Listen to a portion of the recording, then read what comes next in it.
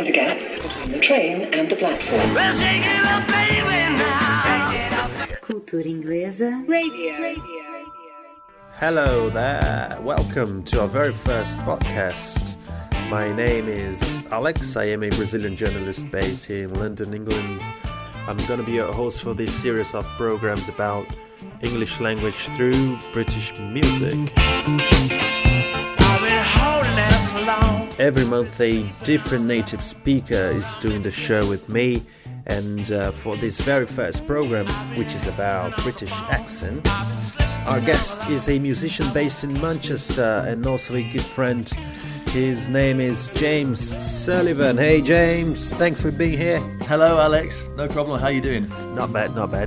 Yourself?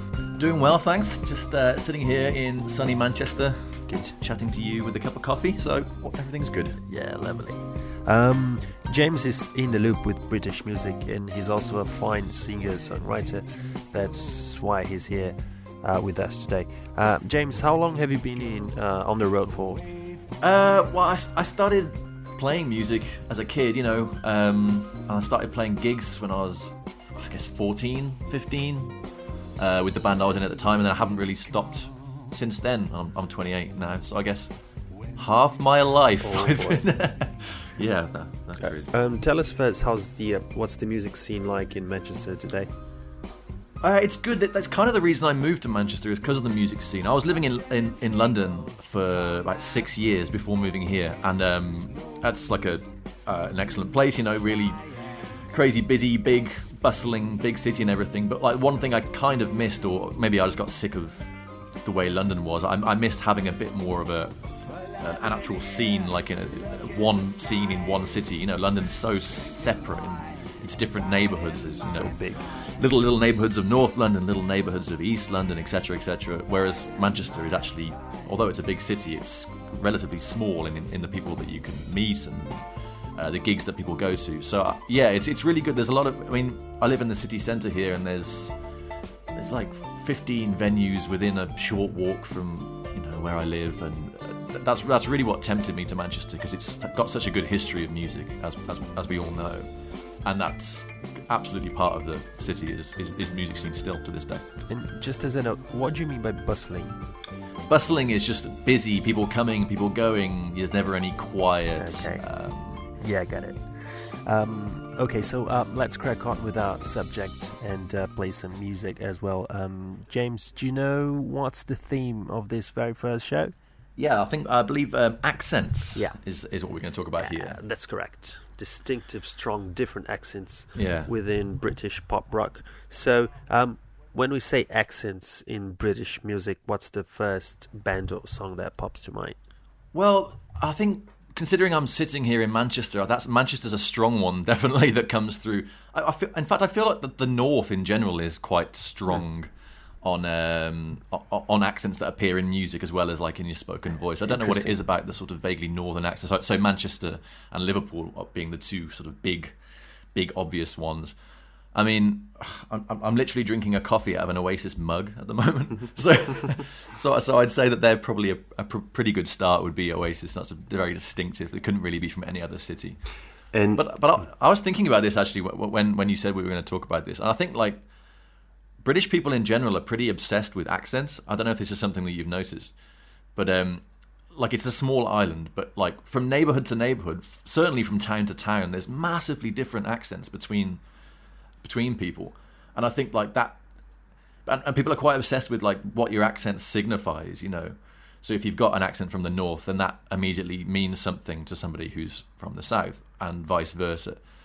So I think that comes through in music as well. There's like a big sort of, you're sort of marked out as something slightly different if you're singing with a regional accent, and I think that's like it can be a good thing and also quite like a bad thing, because if you have like, I don't know, a bit of a posh sort of southern accent, then maybe you're not going to get sort of respect from the guys in the north. It's a bit stupid, but it's I think Britain's pretty obsessed with accents. Can you point some bands that sing in this posh accent? Yeah, well, I guess like I feel like in the last sort of 15 years, there's been more of those kind of bands coming through. So somebody like like somebody like, I don't know, Coldplay or Keane or definitely Mumford and Sons, these bands, like just sort of more sort of southern accents. And I mean, slightly less when they're singing, but certainly when they're speaking, they definitely have that, and which means like other bands don't necessarily get the respect that, you know, maybe they just deserve. Maybe it should be irrelevant, but it's definitely not. It's not in our culture for that to be irrelevant. Well, apparently there are more accents in Britain than in any other English-speaking country, so one can see why this is so relevant. Yeah, that's right. Yeah. Okay, now let's see what a posh accent is like. Let's play some Keane here. I walked across an empty land. I knew the pathway like the back of my hand. I felt the earth beneath my feet, sat by the river and it made me complete. There you go. Perfect posh southern accent, isn't it? Yeah, that would be a good example of that one. Okay, James, let's go now let's move north a little bit. Let's go to Liverpool to talk about the Beatles. Did they have a strong Scouse accent? Yeah, Scouse accent or Liverpudlian accent. Yeah, they do. They do. I think actually they're pretty interesting for a lot of reasons, but because they obviously took a lot of the like American stuff, like the rock and roll stuff that was coming over, like Little Richard, Elvis Presley, but then they made it very much like not only British but from Liverpool as well. So it was all, you know, she loves you, yeah. It's all this sort of yeah, this little like nasal kind of thing. And I think like as they kind of became a bigger band, like they kind of embraced that even more. And like I was just actually looking here through my iTunes, and on Abbey Road, that song Polythene Pam, for example, is quite a good example. It's like it's like a silly 1 minute song. It's kind of a parody of sort of them and of Liverpool culture, because it's John singing in a real thick kind of nasal voice. Like it's not like his natural voice. He's kind of really exaggerating it.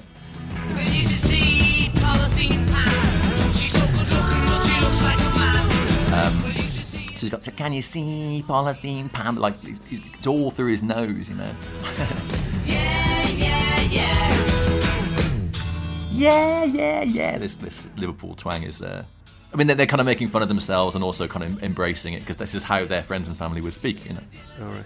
But they do sound a bit Scouser throughout their discography. And although he's kind of exaggerating it, that is like present in all of their songs, you know. That's just like a particularly clear example. And they speak like that too. Yeah, definitely. I mean, yeah, definitely. Which I think was probably quite a big part of like why people loved them so much, because they were just completely normal kids from Liverpool. Mm-hmm. And you know, they were 20 years old. And of the four, who would you say has the strongest accent? I think George has got the strongest Liverpool accent, actually. Of the four of them, three principal singers. I think he's got the strongest. I'm trying to find a George song here. So like, this is a stupid example, but my iTunes just tumbled upon it. But like the Sheikh of Araby, do you know that song? They did it like as an audition for Decca, which they failed the audition for. But you can find it on Anthology and stuff, but it's all like, it's kind of like a silly song, yeah. You rule this world with me. I think his way of speaking is, like his singing voice probably sounds like the most like his speaking voice, I think, of the three of them. And on the other hand, can we say that Paul McCartney has the weakest accent? Yeah, he's definitely... it's funny, like it's almost hard to like think of whether Beatles songs have like strong accents, because they're so part of like the culture here that it's almost sort of just assumed, like everyone knows everything about them already. Yeah. So it's kind of like, like how can we tell they're from Liverpool from their singing? It's quite hard to actually think of like that, but because they're so much ingrained in Liverpool and in like British culture. No, it's pretty much a British accent. But no, I think that was like an important thing for them to have like these accents, because like rock and roll was American until people like the Beatles got their hands on it and turned it into a British version, you know. And ever since then, like accents have been really strong in music. I think like going forward to like, I don't know, maybe the next big thing in British music after the Beatles was punk rock. Well, I guess you could say punk music in like the late 70s. And again, that was sort of started in New York, America, but then we had our own version here, which was really, really strong, and the imagery was all British, like there was British flags all over the place, singing about. It's not necessarily in praise of. In fact, it's basically anti-establishment, but like it's singing about the Queen, British flags everywhere, anarchy in the UK, all this stuff, and like absolutely sung with like the regional accent, like. I know Johnny Rotten couldn't sound more English when he sings. Anarchy in the UK, But his singing voice comes through very much Londony, doesn't it? Yeah, exactly. Yeah, so that was very much like his was like absolute like London sort of a snarling kind of London accent. I think he's from Finsbury Park in North London. I think. Yeah. What do you mean by snarling? Like snarling, kind of like real sort of kind of menace in his voice. Real sort of. It's like fury in his voice. I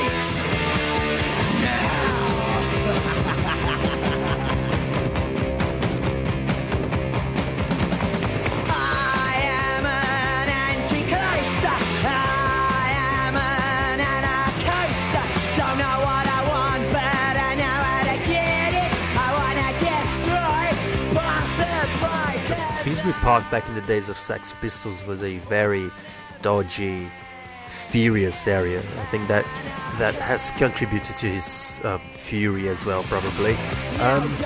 Okay, let's stay in London because let's talk about the Rolling Stones now. Mick Jagger is from here, from Kent, which is quite near, but he hasn't got an English accent when he sings, does he? It's funny because he has extremely strong southern accent. Yeah, southern accent when he speaks. But actually, his singing accent, especially in those early days, is really American. Like the way he's singing is really taken from American bands, like the blues bands that they were. Their major influence. Yeah. So it's. I mean, when you hear him speak, it couldn't sound more English. But actually, his singing voice, he's got all that from the old blues singing. So. Every time I'm walking all down the street, some pretty mama stop breaking down on me. Stop breaking down. Baby, please stop breaking down. Okay, now let's have a look on how Mick Jagger speaks.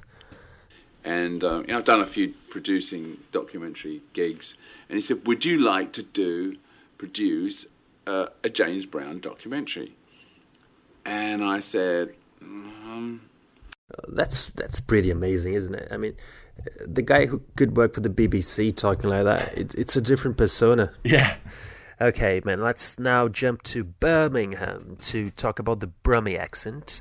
Because, yeah, I know why you're laughing, because Birmingham has a very strong accent, and but we don't have many bands singing with that accent, do we? Well, that's actually a really interesting question, because I'm not exactly from Birmingham, but that's my nearest city, from where I grew up, and it's there's this big north-south identity in England. The north is Manchester, Liverpool, Newcastle. The south is essentially London, and then in terms of music from the Midlands, there's kind of a big hole right in the middle of the country where not as much stuff has come from the Midlands as it has from the north or the south. Do you know why that is? I don't know why that is. The accent for some reason is not particularly loved in England. I don't exactly have I don't have a particularly strong definitely not a Brummie accent. No, you can be on BBC too. It's on the borders of it, but it's not in that world.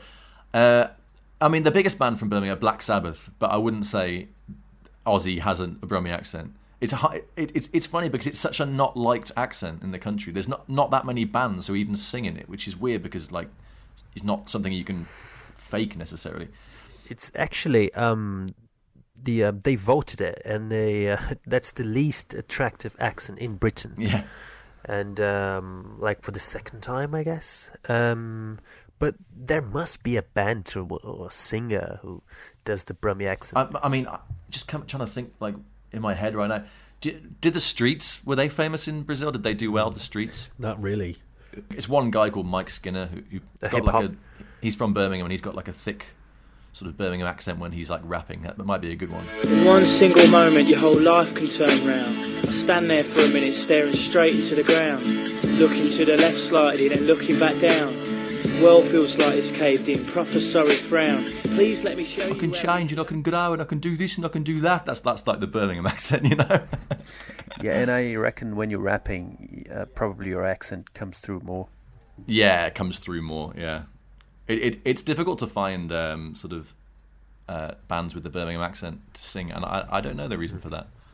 Well, with regard to that, not specifically to the Brummie accent, but accents in general, I found an article here whose title reads, Why British Singers Lose Their Accents When Singing. Yeah, and there's this professor here, linguist, called David Crystal, and this guy says that singers who speak with an accent but sing without it aren't trying to throw their voice to be deceptive or to appeal to a different market. Okay. They are simply singing in a way that naturally comes easiest, which happens to be a more neutral way of speaking. Interesting. He also says that Yeah, I like that. a song's melody cancels out the intonations of speech, followed by the beat of the music cancelling out the rhythm of speech. Yeah. To put it in another way, it's the pace of the music that affects the pace of the singer's delivery. A person's accent is easily detectable when they are speaking at normal speed. When singing, though, the pace is often slower. Words are drawn out and more powerfully pronounced, and the accent becomes more neutral. Does that make any sense? Yeah, totally. Oh, that's interesting, man. I mean, I'm not sure if I can completely agree, but it kind of makes sense. But you still do get like an awful lot of regional accents in music, in British music, you know. So it's hard to sort of agree with it all the way, but it's sort of I like the theory. Well, maybe that's why, if we shall jump to Manchester to discuss the Mancunian accent, the guys from Oasis, that's why their spoken voices sound much more Mancunian rather than their singing voices. Yeah, that's Don't true. you think? Yeah, definitely. Yeah. But either way, I mean, they both have strong Manchester accent, don't they? Yeah, totally, completely. Both of them do. Yeah. Even when they sing. When they sing less, so no. I think when Noel sings, it's not specifically a Manchester Mancunian accent. It's very mild. I think Liam is just... Well, I think Liam's accent and his entire sort of persona is basically somewhere in between like John Lennon, Johnny Rotten, and Ian Brown. What you know, it's those three people like moulded into like a one man and based in Manchester. That's Liam Gallagher. So it's less a regional thing and more the fact that he's just like copied those three people like precisely. That's quite a statement. Can you pick a song to kind of prove that? I think like something like Cigarettes and Alcohol is a good example of Liam doing the Johnny Rotten Sex Pistols thing. So that'll be like you could wait for a lifetime to spend your days in the sunshine. You might as well do the white lie, 'cause when it comes on top, you could wait for a lifetime to spend your days in the sunshine. This like sunshine is like so like evocative of like so many people. That's so much like a Sex Pistols song. I am Antichrist. This like making the vowels long, you know. And it's also so much like a Manchester thing. That's and who else if you look does at like who else does that? This Mancunian type of singing. I'd say Ian Brown a lot as well. Ian Brown from the Stone Roses.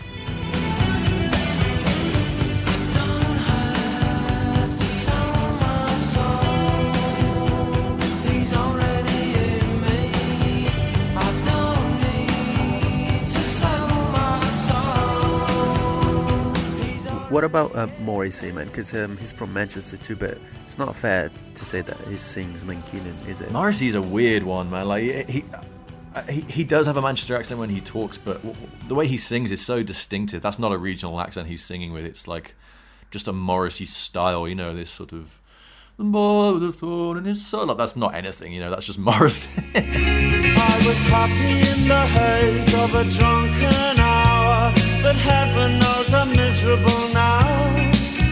Okay, now let's move to Sheffield, land of many bands, including the Arctic Monkeys. James, can we say that Alex Turner has got a strong Sheffield accent when he sings? Yeah, I think he does, and more so in the early days. I mean, if the first album, for example, would be a good when it was really fast and sort of energetic, and it was he sang quite differently on that first. I guess the first two records, but certainly the first record, like he sang.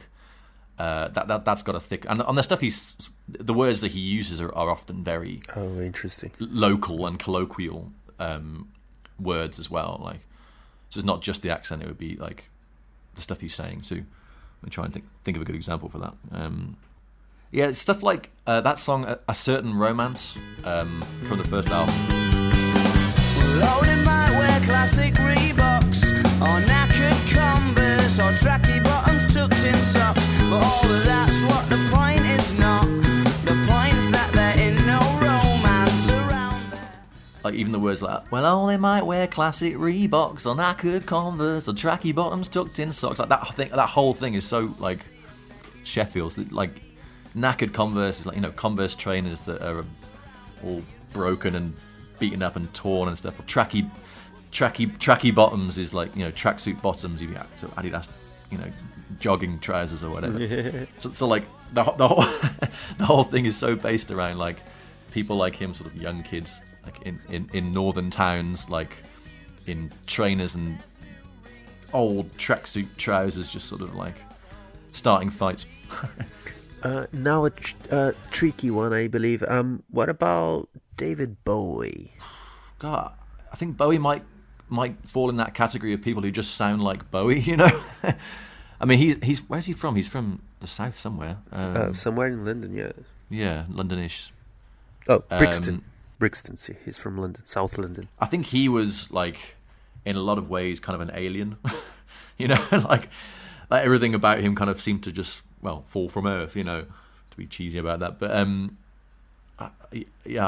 don't think he has I've never thought of him as having a regional accent before. I think he's a unique kind of voice. Ziggy Stardust accent. Maybe, yeah. And do you know what occurred to me? Since we're back to London and we already discussed Oasis. Blur and Oasis, they had a feud back in the beginning of the 90s. And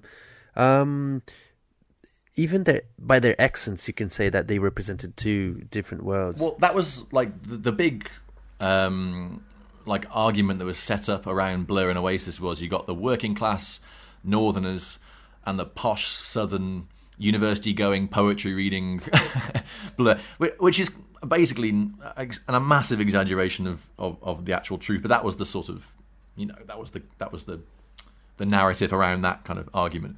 But Damon Albarn definitely has, like, he grew up in like just outside of London in Essex, to the east of London, and he has, particularly in the sort of the 90s days when the whole Britpop thing was happening and it was such a identity to be a British band and all this British music, and our fashion was the best in the world and our movies were the best and our music and all that sort of stuff.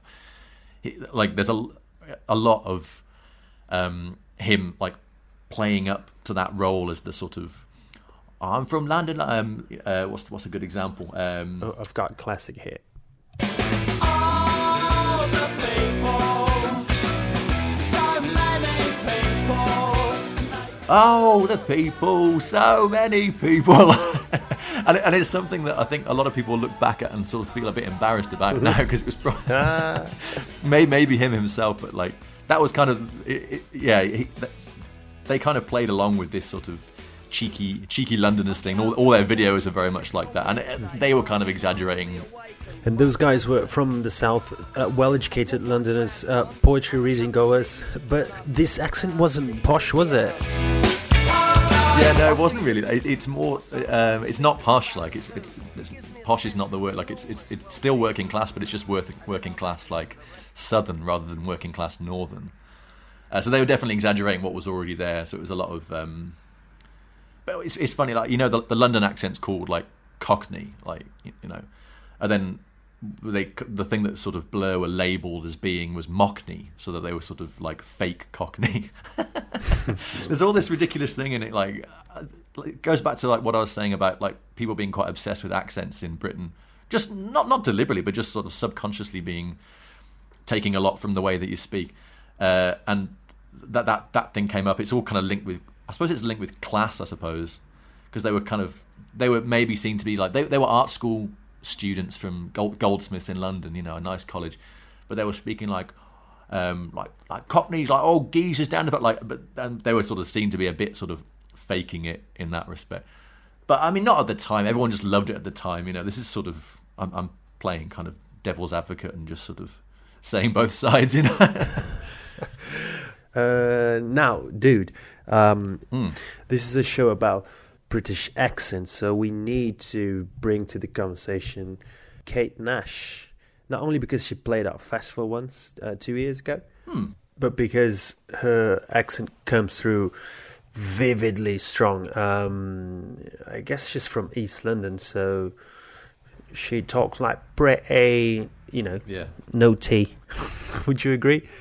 Yeah, I don't know exactly where she's from. Is she from East London or Brighton? Although they're not too different. But yeah.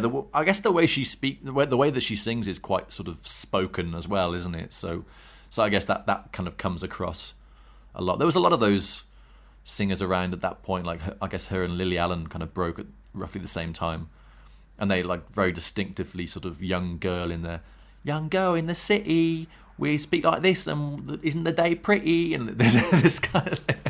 And the T disappears. The T definitely disappears, yeah. Which it doesn't, you know, doesn't naturally. But the way they were singing was so sort of spoken-y, that came across even more. Let's play her hit song. It's called Foundations. Thursday night, everything's fine, except you've got that look in your eye when I'm telling a story and you find it boring. You're thinking of something to say. Yeah, she's definitely got a strong accent. Yeah. But where's this type of accent from? Well, I think that's actually quite a sort of vague southern, quite sort of normal young woman sort of way of speaking. It's like I don't think it's. It is London, but it could also be like. Darling, why don't you just have another beer then? Oh yeah, it could be Brighton, or it could be Southampton, or it could be Bristol. Like it could be any of those. You know, it's quite like it's definitely like a normal like kind of girl on the street. That's the way that she would speak. Lily Allen does this. Lily Allen does the same. Yeah. So, yeah, same with Lily Allen, I think. You say you think we need to go to war. Well, you're already in one. 'Cause it's people like you that need to get slew. No one wants your opinion. Yeah, she definitely sounds like a teenager who from London. And I think that's probably like part of their appeal, because they sounded exactly like all the people who are buying their records sounded. I've just done a quick research. Kate Nash is actually from Harrow, which is a town north to London, northwest, quite far from central London. But I'm pretty sure she used to go out in East London. Okay, moving on. This song is based on a true story, which would be fine if it wasn't autobiographical. I could have told you why. Okay, let's complicate this a little. Let's go to Wales and Scotland. We're playing Super Furry Animals, which is a band from Wales. Do they sound Welsh at all, James? Yeah, well, Super Furry Animals are a funny one. A good one, because they really embrace their Welshness. I mean, they do albums in the Welsh language, you know. And they've been really involved in keeping the Welsh language alive, because it was, you know, kind of a dying language for a long time, and now it's not. It's really thriving, and people are speaking it in schools, and young kids are speaking it to each other and stuff. Cool. Okay, Super Furry Animals, same band, but now in Welsh. It's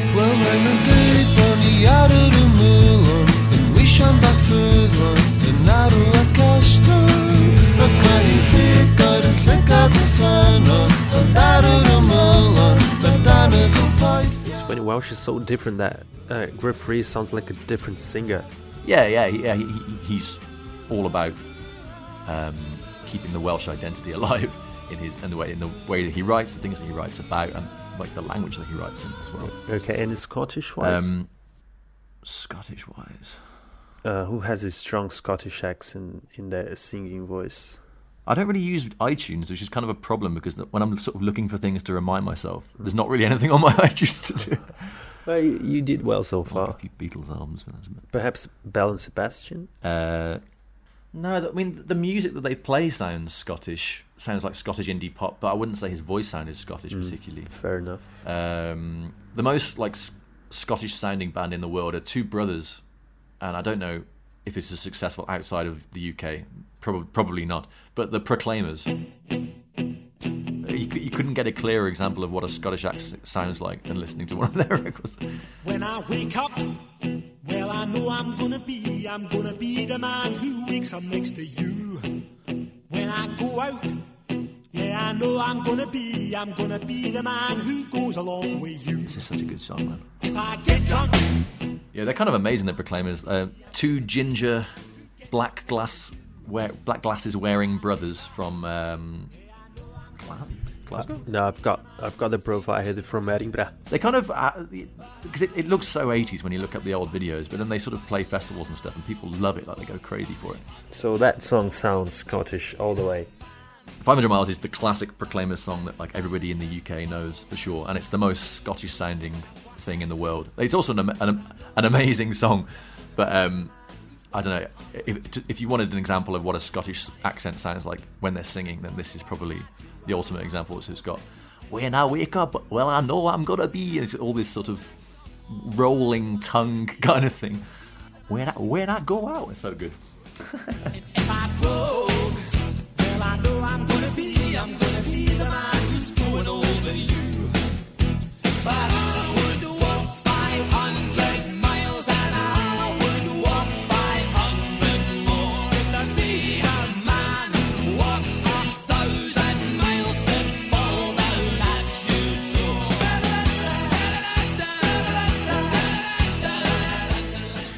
So this is it, man. After 500 miles, we reached the end of our first podcast. Thanks very much. How'd you like it? Yeah, it was good, man. Well, thanks to you. And to wrap it up, what's your accent when you sing? No, I don't know what I've got when I sing. I think it's my accent's probably. I guess it's a mishmash of all sorts of family members and friends from all over the place, and I think that probably reflects in my singing voice. I'm not sure. I don't think it's particularly regional. And you've got any gigs coming up? I'm playing in the next gig I've got is March, I believe, middle of March in Manchester, the Night and Day Cafe on the 16th, 17th, something like that. Cool. And we're ending the show with one of your songs, so we can listen to your accent. What are you going to play for us? Okay, yeah. Well, I guess I just released. Well, I didn't release. I just recorded this EP myself, and you could play if you'd like to. You could play a song called "Don't Go," which comes from that EP, and there's all sorts of stuff on my Facebook page, James Sullivan-Sounds, and there's a SoundCloud account with some more songs and stuff. You'll find me there. Brilliant. Thanks, man. Cheers. Cheers. Thanks. Bye. And thank you for listening. Hope to see you next month. And remember, if you didn't quite understand something we said here, any English-related or music-related questions, please leave us a comment or tweet us using the hashtag Cultura Inglesa Radio. This is James Sullivan. Thank you. Bye-bye. I said, oh no, I never wanted any other, never listened to the radio. Oh no, I only wanted you to know, to pull the other one. No, oh no, I never wanted any other, never listened to the radio. Don't go, I only wanted you to know. Smothered all your hopes with fear. You're the only one who's never given up when you're choking on my atmosphere. Wouldn't you say that you never stop running away? You're the only one who's never given up when you always have the patience to stay.